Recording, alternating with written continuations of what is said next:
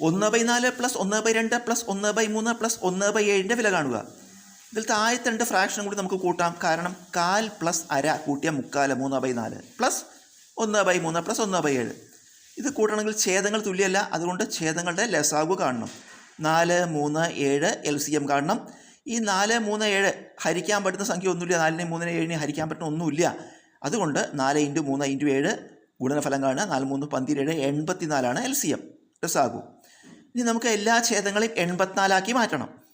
4നെ 84 21 കൊണ്ട് ഗുണിക്കണം. അപ്പോൾ ആദ്യത്തെ ഇതെഴുതി ഫ്രാക്ഷൻ 3/4 × 21/21. നമ്മൾ താഴെ മാത്രം ഗുണിക്കരുത്, മുകളിലും, അതായത് അംശത്തെയും ഛേദത്തെയും ഗുണിക്കണം. പ്ലസ് അതുപോലെ 3/84 28 കൊണ്ട് ഗുണിക്കണം. അപ്പോൾ 1/3 × 28/28 പ്ലസ് 7/84 12 കൊണ്ട് ഗുണിക്കണം.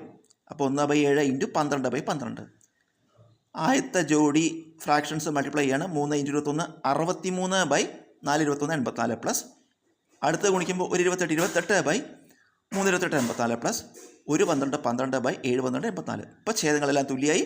അംശങ്ങളെല്ലാം കൂടി കൂട്ടുക. 63 plus 28 plus 12 whole divided by 84. പൊതുവായ ഛേദം 84. അംശങ്ങളെല്ലാം കൂടി കൂട്ടുമ്പോൾ 103 എന്ന് വരും ബൈ 84. ഇനി നമ്മൾ ഹരിക്കണം. 103 അകത്തിട്ട് 84 പുറത്തിട്ട് ഹരിക്കുകയാണ്. 103 84 ഒരു തവണ 84 കുറയ്ക്കുമ്പോൾ 19 എന്ന് വരും.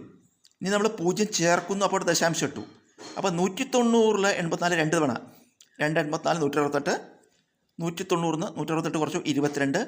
വീണ്ടും 0 ചേർക്കുന്നു. 220 84 ഒരിക്കൽ കൂടി രണ്ട് തവണ 2 × 84 168. 220 168 കുറച്ചു 52 എന്ന് വരും. ഒരിക്കൽ കൂടി 0 ചേർത്തു 520. അതിൽ 84 6 തവണ പോവും.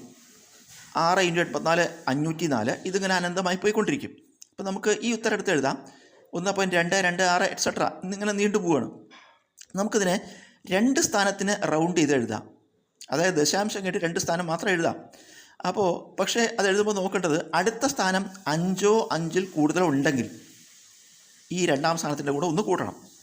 5 കുറവാണെങ്കിൽ നമുക്ക് വിട്ടുകളയാം. പക്ഷേ ഇവിടെ 6 5 കൂടുതലായ ഇവിടെ ഒന്ന് കൂട്ടണ്ടേ. അപ്പോൾ 1.23 ആണ് ഉത്തരം.